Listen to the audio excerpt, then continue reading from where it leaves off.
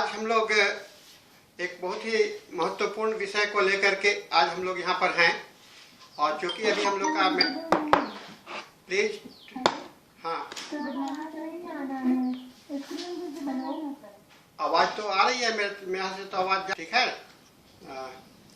So now आज हम लोग पढ़ने जा रहे हैं the use of rare remedy, small remedy, जिसको कि स्मॉल रेमेडीज भी बोला जाता है और रेयर रेमेडीज भी बोला जाता है।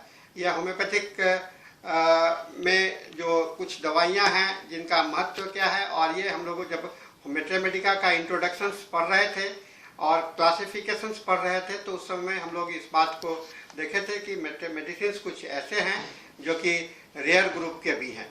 तो इसको हम लोग आज के दिन में इसको देखने जा रहे हैं कि इसका मैसेज क्या है और इसका क्या इम्पोर्टेंस हमारे मेट्रामेडिका के हिसाब से है। रेमेडीज को जो हम लोग ब्रॉडली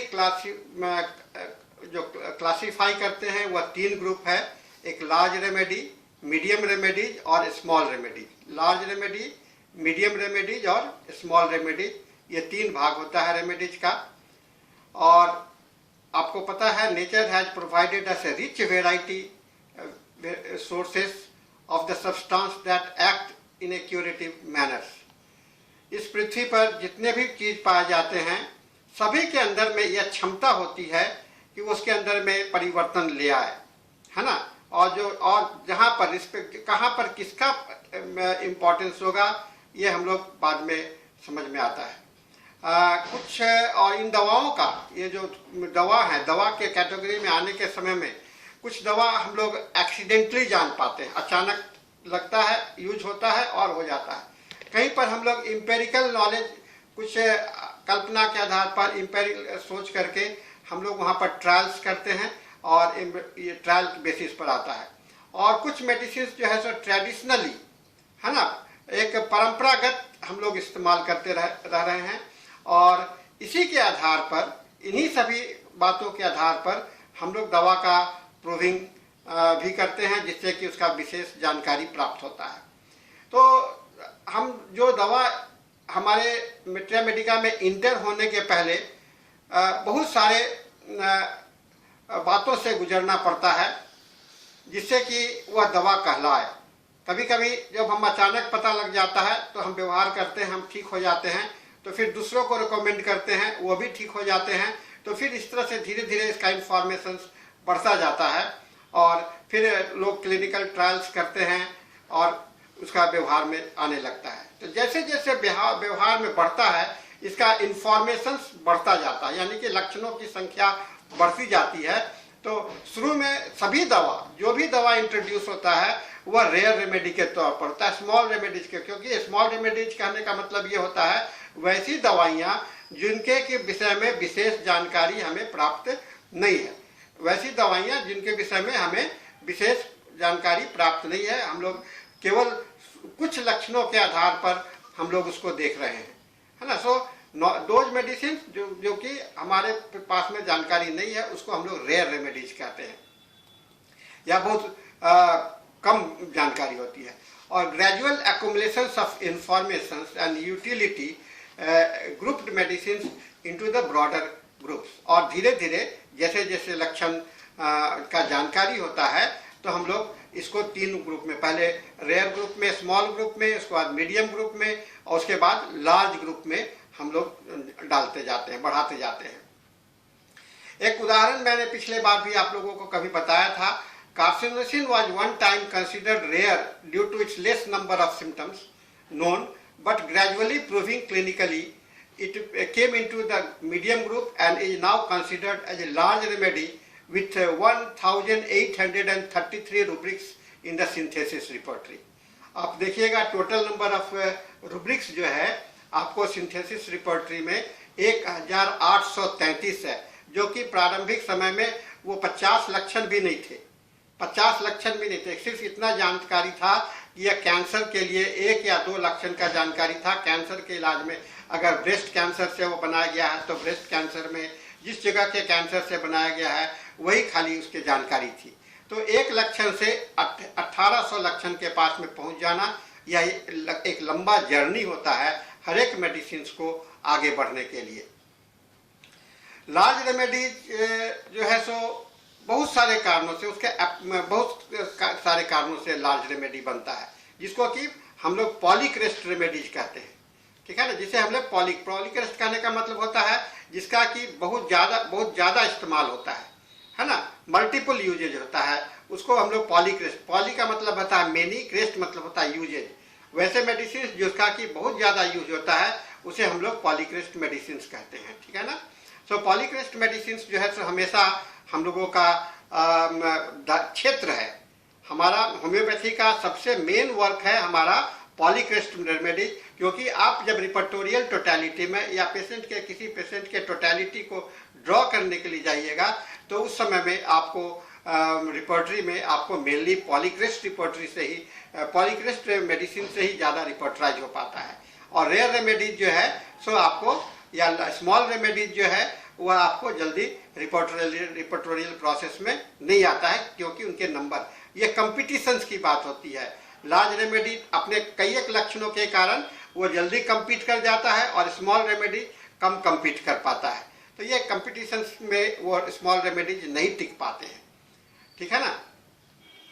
और मीडियम रेमेडीज जो है सो कभी कभी हम लोग ये इसका ग्रेजुअली प्रूविंग में बनता है, इसमें लेसर नंबर ऑफ सिम्टम्स होता है और लार्जर रेमेडीज के कुछ कंपैरिजन में इसमें कुछ कम दवाइयाँ होती हैं मीडियम रेमेडीज में, लेकिन फिर भी इसमें कुछ सब्सटेंशियल सिम्टम्स होते हैं जो कि आपको मदद कर सकता है, इसलिए हम लोग इसका इस्तेमाल किया करते हैं। सबसे ज़्यादा इस्तेमाल लार्ज रेमेडीज होता है, उसके बाद उससे कम स्मॉल रेमेडी ये मीडियम रेमेडीज होता है और सबसे कम इस्तेमाल जो है सो आपका स्मॉल रेमेडीज का होता है। और इस कब स्मॉल रेमेडीज का व्यवहार होगा इसके ऊपर में आज हम लोग चर्चा कर रहे हैं। Small remedies are rarely used minor remedies which are incompletely proved, उनका प्रूविंग जो है सो कंप्लीट नहीं हुआ है, ठीक है ना। और इसी कारण से ये जो है सो आपके रिपर्टरी में इसका ज़्यादा प्लेस रिप्रेजेंटेशन नहीं है और दे आर यूज इनफ्रिक्वेंटली, कभी कभी यूज होता है। कब होता है हम इसकी चर्चा आज करने जा रहे हैं, ठीक है ना। फिर मीडियम मेडिसिन में बी कंसिडर्ड स्मॉल, कब कंसिडर कर सकते हैं, किस दवा को हम लोग स्मॉल रेमेडीज में कंसिडर करेंगे या rare remedy, with less number of the symptoms. पहला less number of symptoms with incomplete proving, जिसका प्रूविंग कंप्लीट नहीं हुआ उसको भी हम लोग रेयर रेमेडी कहते हैं। और पॉलीक्रेस्ट के उन दवाइयों का जिसका कि कम यूज करते हो, जिसका कि कम हो जाता है। पॉलीक्रेस्ट के अंदर में जो लक्षण है ना, पॉलीक्रेस्ट के अंदर में जो लक्षण है उन लक्षणों का कम से कम व्यवहार होता है और एक ही जगह पर उसका एक ही उस रूब्रिक्स के अंदर में एक ही दवा होता है, अकेला वह दवा होता है और दूसरे कोई दवाई में नहीं होता है, तो उसका यूज आपको नहीं हो पाता है।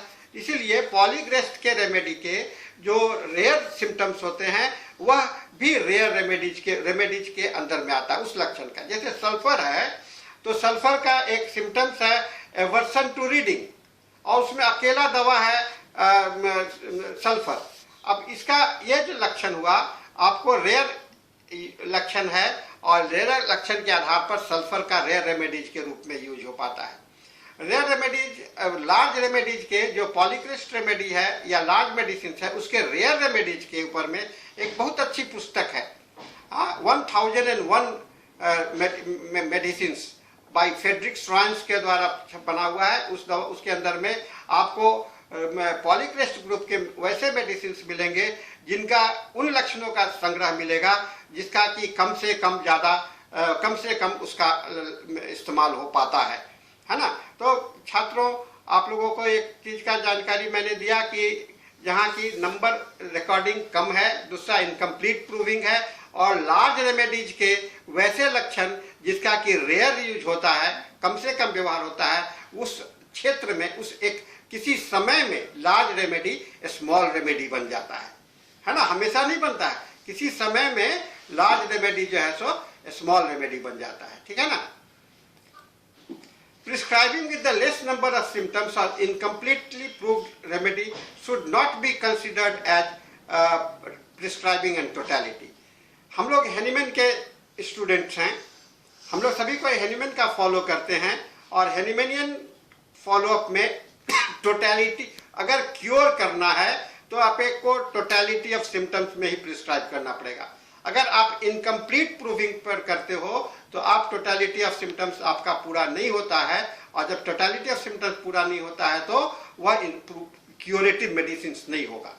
क्यूरेटिव मेडिसिन उसी को कहते हैं जो कि कॉन्स्टिट्यूशनल बेसिस पर चुना गया दवा लाता है, और जो इनकम्प्लीट इंफॉर्मेशन होते हैं वह आपको क्लिनिकल प्रूविंग होता है, पैथोलॉजिकल प्रूविंग होता है, और बहुत सारे रिपोर्टरी हैं आपके पास में, जैसे बोरिक का क्लिनिकल रिपोर्टरी, फिर आपका बर्नेट का क्लिनिकल रिपोर्टरी, ये सब रिपोर्टरी में जो लक्षण दिए हुए हैं क्लिनिकल सिम्टम्स है, और उसका उस समय में यूज करते हैं जब हमें टोटलिटी नहीं मिलता है, तब है ना, टोटलिटी नहीं मिलता, वो पैलिएटिव मोड के लिए और सप्रेसिव मोड के लिए यूज होता है।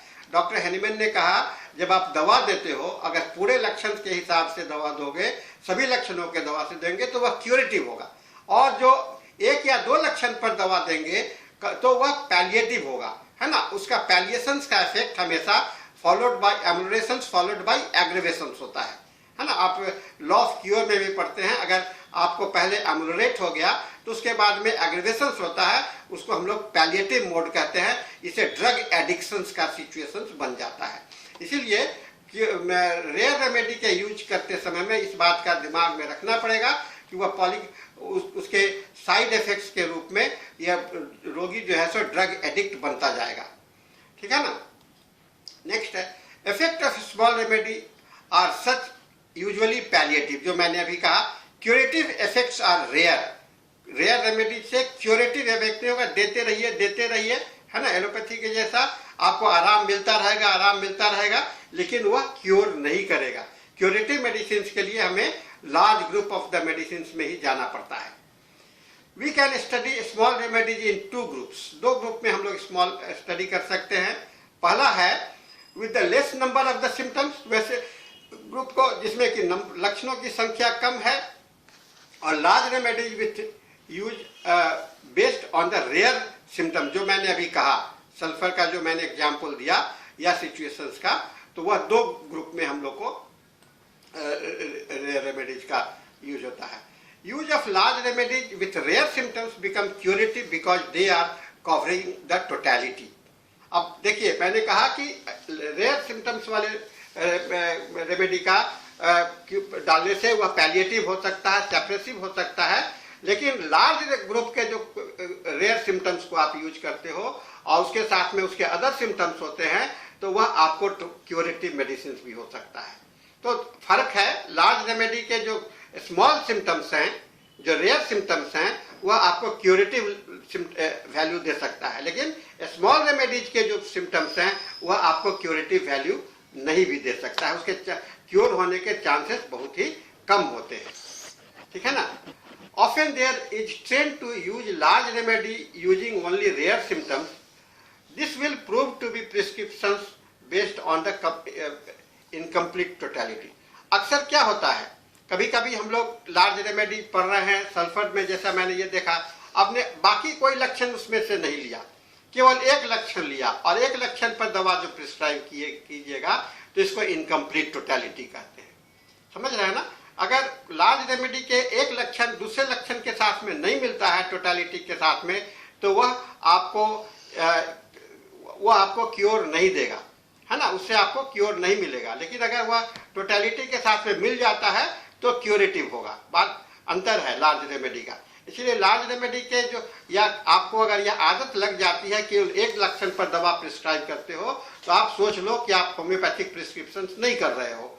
होम्योपैथिक प्रिस्क्रिप्शन करने के लिए हमेशा हमें ग्रुप ऑफ द सिम्टम्स का इस्तेमाल करना चाहिए, हमेशा ग्रुप में जाना चाहिए, और ग्रुप में जब जाइएगा तो आपको ये मिलेगा, ठीक है ना। नेक्स्ट है sulphur belongs to the large group. मैं एक एग्जाम्पल जो मैं भी दिया था, it is interesting to note its few symptoms which is listed in repertory as single remedy, एक ही दवा है फॉर दैट पर्टिकुलर रूब्रिक्स, है ना। उस पर्टिकुलर रूब्रिक्स के अंदर में वह एक अकेला दवा है। यह लक्षण जब आप इस्तेमाल करना हो तो इसका 2 बात का ध्यान रखना पड़ेगा कि क्या यह अन्य लक्षणों के साथ में ये है कि नहीं। अगर नहीं है तो इसका इस्तेमाल हम नहीं करेंगे, है ना, क्यूरेटिव के लिए। हाँ, पैलिएटिव के लिए करेंगे, लेकिन क्यूरेटिव पर्पस पर इसका इस्तेमाल नहीं होगा, है ना। जैसे ये मैं कुछ एग्जाम्पल दिया हूँ सल्फर का। सल्फर का जो है aversion to education noted in conscience, repertory S R. Pathak के और चितकरा के रिपोर्टरी में एवर्सन टू एजुकेशन ये नोट किया हुआ है। ये आपका रेयर सिम्टम्स है। चीयरफुल कन्वल्सन आफ्टर, ये केंट रिपोर्टरी में दिया हुआ है सल्फर में, है ना। डलनेस स्टूपिंग ऑन, ये डॉक्टर हेनीमैन और कुंजले ने आगे झुकने से डलनेस सुना। एक्साइटमेंट एक्सर्शन आफ्टर, ये हेनीमैन ने आपको दिया है। फिर एक्साइटमेंट टी आफ्टर, टी के बाद, चाय पीने के बाद में एक्साइटमेंट केंट में दिया हुआ है। ये सब सल्फर के लक्षण है जहाँ की अकेला सल्फर है। फियर यूरिनेटिंग आफ्टर, है ना, यूरिन पास करने के बाद में डर लगता है, तो डॉक्टर हेरिंग लिखा, पी स्मिथ लिखा, विथलकॉथ ने लिखा। हिस्टीरिया इंक्रीजिंग मून एग्रवेट, है ना, मून से हिस्टीरिया बढ़ जाता है, इसको नर रिपोर्टरी में दिया हुआ है। यह भी आपका अकेला दवा है। Laughing, comic dreams during and laughing, सपने में कोई कॉमिक देख रहे हैं और उससे हंस रहे हैं, उसमें आपको नर रिपोर्टरी में दिया हुआ है, और उसके बाद भी, जगने के बाद भी हंस रहे हैं, तो ये अकेला लक्षण है। Religious speculations dwells on who made God, Kent repertory में लिखा है, वो कल्पना करते रहता है कि भगवान को किसने बनाया, है ना, किसने बनाया। यह आपका केंट रिपोर्टरी में, ये सिंगल मेडिसिन रूब्रिक्स के ये उदाहरण हैं, जिसका इस्तेमाल करने के लिए अगर क्यूरेटिव इस्तेमाल इनका करना चाहते हो तो इनके साथ में सल्फर के और भी दूसरे लक्षण का होना आवश्यक है, ठीक है ना।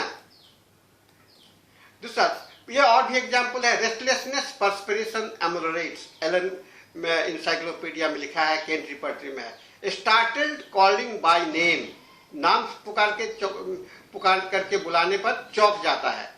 Ability for mechanical thinking, Morrison रोगर ने लिखा है। फिर unconsciousness with cold perspiration, Stouffer ने लिखा है, बेहोश हो जाते हैं, साथ में ठंडे पसीने आते हैं। वीपिंग बाथिंग बिफोर, नहाने के पहले रोना, है ना। विटी इन वुमेन, मॉरिसन रॉगर ने लिखा है।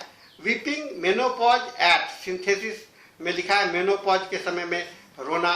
फिर हेड ड्रॉन बैकवर्ड, डाउनवर्ड, आगे की ओर, नीचे की ओर, सिंथेसिस रिपोर्टरी में लिखा है। ये सभी आपको सिंगल रूब्रिक्स वाले मेडिसिन है।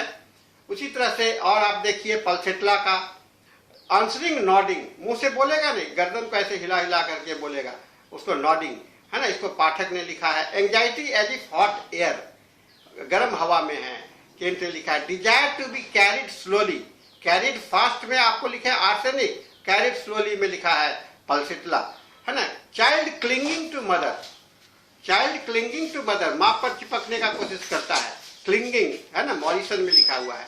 Colour changeable desire to, P Prakash Vakil ने लिखा है।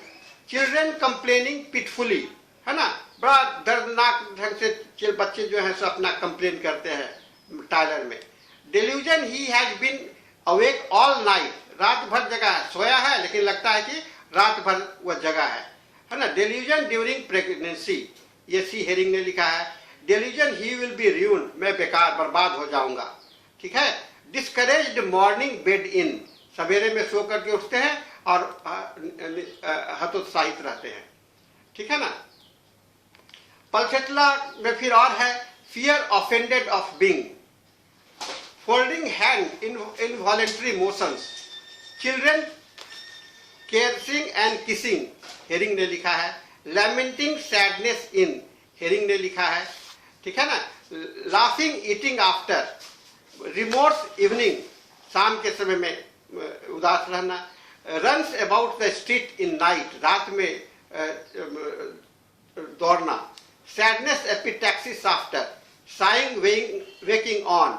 Persistent thought of music in night, है ना। वीपिंग इंटरप्टेड वेन, और वर्टिगो, क्लॉड रूम एम्बुलेट, है ना, क्लोज रूम एम्बुलेट, बंद रूम में चक्कर आने लगता है। ये सब पल्सेट्ला के हैं। लेकिन इन लक्षणों का जब आपको इस्तेमाल करना हो तो इस बात का ध्यान में रखना पड़ेगा कि और दूसरे लक्षण भी पल्सेट्ला के हैं कि नहीं है। अगर दूसरे लक्षणों का इस्तेमाल नहीं रहते हैं, अकेले इन लक्षणों पर आधार करेंगे तो वह आपको क्यूरेटिव मेडिसिन नहीं होगा, पैलिएटिव मेडिसिन के चांसेस होंगे और वह कंप्लीट टोटलिटी को रिप्रेजेंट नहीं करेगा। आपको इस बात को दिमाग में रखना पड़ेगा, a patient is never represented by a single symptoms however peculiar it may be.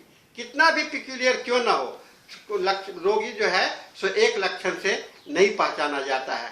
तो ये चीज को हम लोगों को दिमाग में रखना है, ठीक है ना। नेक्स्ट है कुछ हम पॉलीक्रेस्ट का लक्षण रोगी और दवा को देखते हैं जिनके अंदर में आपको रेयर इंडिकेशंस है। नक्सभूमिका में 499 रूब्रिक्स है जो कि रेयर है। सिपिया में 771 रूब्रिक्स है जो कि अकेला है। आर्सेनिक के 660 रूब्रिक्स है जो कि अकेला है। ब्राइनिया के 323 रूब्रिक्स है जो कि अकेला है। कैलकेरिया कार्ब में 612 रूब्रिक्स है जो कि अकेला है। ग्रेफाइटिस में 388 रूब्रिक्स है जो कि अकेला है। लाइकोपोडियम में 758 रूब्रिक्स है जो कि अकेला है।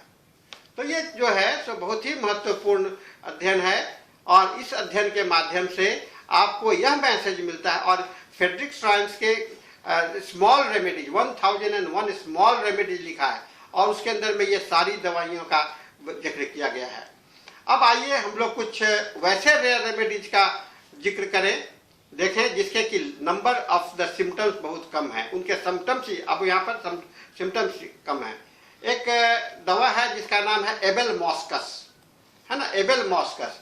हिबिस्कस एबेलमॉस्कस और Musk मैलो is a plant belonging to the Malvaceae family. It is a shrub growing from 1 meter to 1.25 meter in height and is found in Egypt and East Indies and Mexico where it is known under the name of musk seed, है ना। Musk हिरन का होता है जिसमें ये होता है। They emit a pleasant odor like that of the musk, उससे सुगंध निकलता है ना, हिरन के जो कस्तूरी का जो जैसा है उसी तरह का है। और डॉक्टर डी लेगार्टे मैक्सिको ने 1961 में इसके लक्षण को यूज किया था और इन्होंने पाया था कि एबेलमॉस्कस जो है सो स्टोमक, यूट्रस, म्यूकस मेम्ब्रेन को इफेक्ट करता है ना। स्टोमक को इफेक्ट करता है, यूट्रस को, बस इतनी जानकारी केवल है एबेलमॉस्कस के विषय में। फिर इसके लक्षण और थे nocturnal fears and obsession of being attached by venous animal, ये लक्षण है। Sleepiness, dysphagia, oedema of the hand and legs, face pale yellow, itching, trembling, paralysis and even paralysis of the limbs with oedema, excessive salivations but feeling dryness, ये लक्षण बहुत important है। Heavy feeling, बहुत मुंह से लार निकल रहा है फिर भी लगता है कि मुंह सूखा हुआ है। Heavy feeling in the head as if it were being clamp कर दिया गया है हेड को। D. Legata recommended a daily dose of 15 drops of 3x for protection against mosquito bites, है ना। मच्छर काटने से बचने के लिए डे लेगाटा ने इसे रिकमेंड किया है। अगर इसको डेली आपको 3 ड्रॉप्स लीजिएगा तो मच्छर आपको नहीं काटेगा और ऐसे स्टेफिस सेगेरिया से भी आपको मच्छर नहीं काटता है। इसका इस्तेमाल Addison disease, anaemia, dysphagia, glaucoma, lymphangitis, neuromyelitis, paralysis में किया जाता है और सिंथेसिस रिपर्टरी में इसके मात्र 58 रूब्रिक्स हैं, मात्र केवल 58 रूब्रिक्स है। तो मैं इनमें से कुछ लक्षणों को लेकर के आपको बताया इसके अंदर में, लेकिन मात्र 58 रूब्रिक्स। आप सोचो इतना बड़ा रिपर्टरी में केवल 58 रूब्रिक्स का होना, इस दवा का स्थान कहाँ पर है। नेक्स्ट और दवा है बुथस ऑस्ट्रेलिस, ये स्कॉर्पियन होता है, belonging to the arthropods, arachnids class का है। Adams first carried out a proving on himself taking 1 drop of pure venom orally, later on proved with the help of, उसके बाद में 8 लोगों पर एक्सपेरिमेंट किया। इसके लक्षण में जो देखा गया अल्टरनेटिंग मूड, जिसमें एट टाइम लॉकसस, बहुत ज्यादा बोलता था, कभी चुप हो जाता था, बोलता था। इरिस्टेबल, नीड्स टू स्पीक, बोलना चाहता था और बोलने नहीं, और हमेशा लगता था कि वह सपने में है। Ambition of will power and reduced activity, है ना, विल पावर का कमी है और जो आपका क्या कहते हैं एक्टिविटीज कम हो जाता है। Feeling of heat in the heart of a piece of wood nailed between the heart and the lungs profuse, ठीक है ना। तो ये सिम्टम्स इसके बुथस ऑस्ट्रेलिस का है। बुथस ऑस्ट्रेलिस में और है anguish thoracic constriction, extremities cold with burning pain in the skin, hypotension in infectious condition, upset by climatic changes with mental depressions and shivering, fear of future especially after 7 p.m., sensation of coldness like icy needles pricking skin, walking painful and the leg seems to want move backward instead forward, and yearly periodicity. There are 123 rubrics in the synthesis repertory.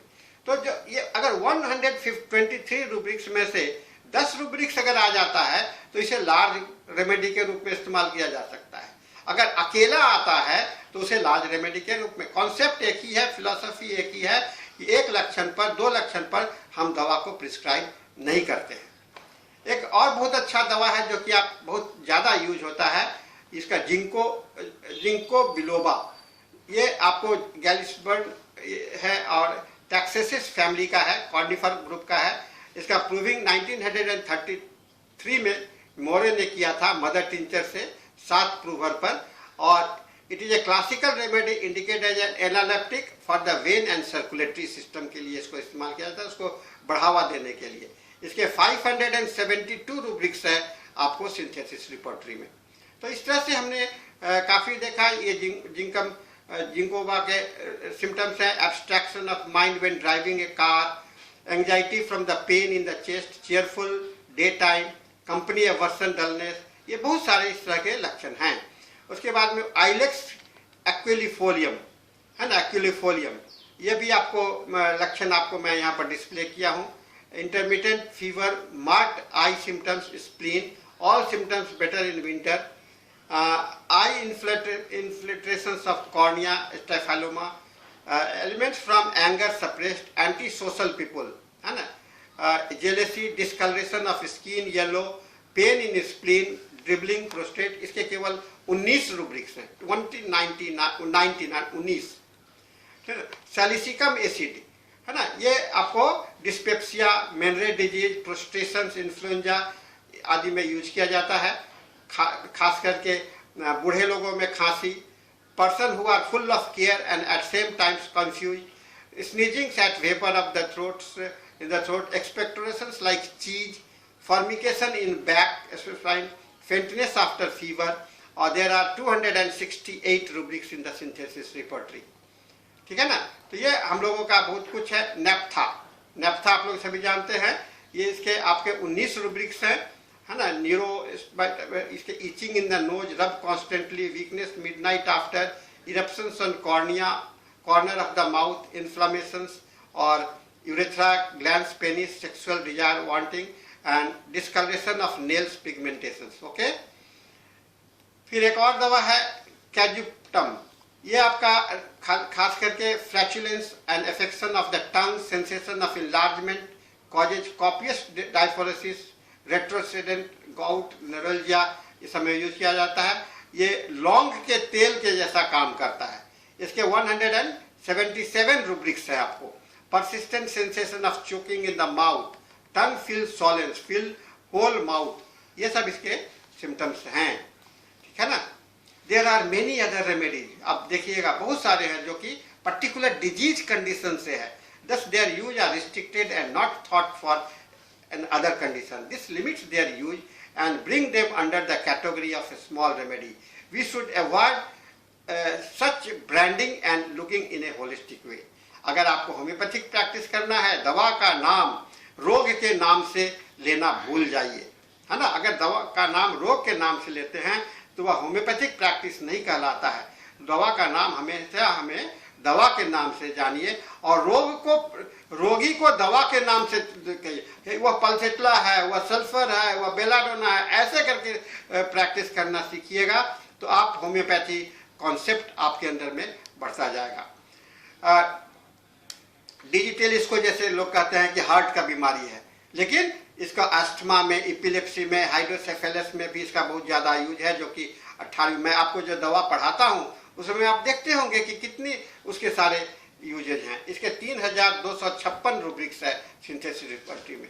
उसी तरह से बेरबेरिस vulgaris को लोग कहते हैं कि ये kidney की दवा है, माने पत्थर निकालता है, लेकिन बहुत लोग कम लोग जानते होंगे कि इसका हेपेटिक रिमेटिक कंडीशंस में ओल्ड गाउटी, अगर आप बेलबेरिस को पढ़िएगा तो ओल्ड गाउटी सिचुएशंस में इसका यूज किया जाता था। इसके 2805 रूब्रिक्स हैं आपको रिपोर्टरी में, सिंथेसिस रिपोर्टरी में।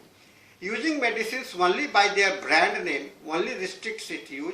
We may not think of using belladonna as acute remedy in chronic case, whereas we found them its utility both in the chronic insanity and the brain tumor also, है ना। Belladonna को आप chronic में भी use कर सकते हो और एक्यूट में भी। तो नाम में, थेराप्यूटिक में, ब्रांडिंग नेम में नहीं जाइए, सिम्टम्स के आधार पर जाइए। और हमने पाया है कि चेलिडोनियम जो है सो केवल लीवर की दवा नहीं है, इसके बहुत सारे कंडीशंस हैं, जहाँ की 3882 रूब्रिक्स है सिंथेसिस रिपोर्टरी में, और लाइकोपोडियम से इसे ज़्यादा पोटेंशियल माना जा सकता है। ये एक बहुत बड़ा इम्पॉर्टेंट मैसेज है हम लोगों के लिए, जिसे कि हम लोग को दिमाग में इस्तेमाल रखना चाहिए, ठीक है ना। इसी के आधार पर only restricts acute remedy in chronic case. So हम लोग इसके साथ में इसको समाप्त करते हैं। Now you can unmute yourself. आप लोग इसको अनम्यूट करके, अगर 2-4 मिनट बचा है हम लोगों के पास में, आप 5 मिनट बचा है, कोई सवाल करना चाहते हैं तो आपने बीच में एक लाइन यूज किया था कि large remedy converted to small remedy. हाँ, तो उसको थोड़ा देखिए, लार्ज रेमेडी का मतलब कि जैसे मैंने कहा कि सल्फर के 15,000 सिम्टम्स हैं। सल्फर के 15,000 सिम्टम्स में जितना नंबर मैंने बताया, उसमें से जो रूब्रिक्स हैं, सिम्टम्स है वह अकेला है ना। तो उसके आधार पर उसे स्मॉल रेमेडी कहा जाता है। इसको कहा जाता है use of large remedy as a small remedy, ठीक है ना। Use of large remedy as a, अगर आप उसका एक रूब्रिक से खाली इस्तेमाल करेंगे, एक लक्षण के आधार पर दवा देंगे, तो वह स्मॉल रेमेडी के जैसा व्यवहार होगा। अगर इसे मल्टीपल सिम्टम्स के साथ में करेंगे, टोटलिटी के साथ में करेंगे, तो वह लार्ज रेमेडी के जैसा व्यवहार होगा। बात समझ रहे हैं ना।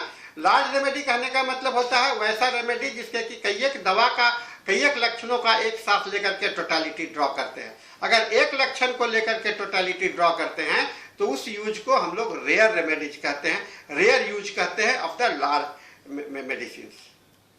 क्लियर है रचना जी? हाँ, और एक होता है इशू था कि सर स्क्रीन कभी कुछ में 2-3 बार ऐसा है कि स्क्रीन नहीं दिखता है, तो आप कुछ बोलते हैं, लिखते रहते हैं, तो आपको वीडियो मिल जाता है ना। वीडियो में देखा वो वीडियो आपका लेक्चर तो मिल जाता है के लिए। और हम अगले दिन में एक और चैप्टर बहुत इंपॉर्टेंट, जिसमें कंफ्यूजन हम लोग को बहुत ज़्यादा है, मैं उसको लेकर के फिर आ रहा हूँ। आपको हॉट एंड कोल्ड रेमेडीज के विषय में जो कंफ्यूजन है उसको दूर करने के लिए मैं आऊँगा। आज का लेक्चर का समय हम लोग का 1 मिनट, एक सवाल और आ सकता है 2 मिनट के अंदर में। Any question? हाँ बोलिए सर। एक प्रॉब्लम ये है कि सर जब हम लोग रिपोर्टरी में जाते हैं तो वहाँ पर हमें माइंड देखने को मिलता है, और जब हम लोग मटेरिया मेडिका में जाते हैं तो मेंटल देखने को मिलता है। तो माइंड और मेंटल में क्या डिफरेंस है? माइंड में और मेंटल में डिफरेंस इसमें क्यों पूछ रहे हैं? हेलो, हाँ बोलिए सर। जो आप बताए हैं कि जो रेयर रेमेडी की तरह जो हम लोग यूज करते हैं, एक सिम्टम का जो पॉलीक्रेस्ट रेमेडी है, उसका हम लोग अगर एक सिम्टम पे उसको जो अगर हम जो देते हैं किसी को, तो उसको हम लोग स्मॉल रेमेडी में गिनती करते हैं। लेकिन जब सिम्टम क्लियर नहीं मिल रहा होता है और वहाँ पर जो 1-2 सिम्टम पे जो मेडिसिन दे देते हैं, तो वहाँ पर तो वो पॉलीक्रेस्ट रेमेडी है ना। हाँ, पॉलीक्रेस्ट है। जब भी आप 1 या 2 लक्षण पर दवा देंगे, उसको आपको रेयर यूज कहिए, वह आपका क्यूरेटिव मेडिसिन नहीं होगा, है ना। जब भी, ये बात को दिमाग में रख लीजिए, जब भी किसी भी कारण से आपके जानकारी नहीं ले पाए या लक्षण नहीं मिल पाया, तो वहाँ पर आपका वह पॉलीक्रेस्ट रेमेडी का यूज नहीं होगा और उसका क्यूरेटिव एक्शन होने का चांसेस बहुत ज़्यादा नहीं के बराबर होता है। ठीक है? Any more? So now time is up and we are closing the session. फिर हम लोग है पढ़ते रहिए, हम फिर अगले क्लास में हॉट रेमेडीज लेके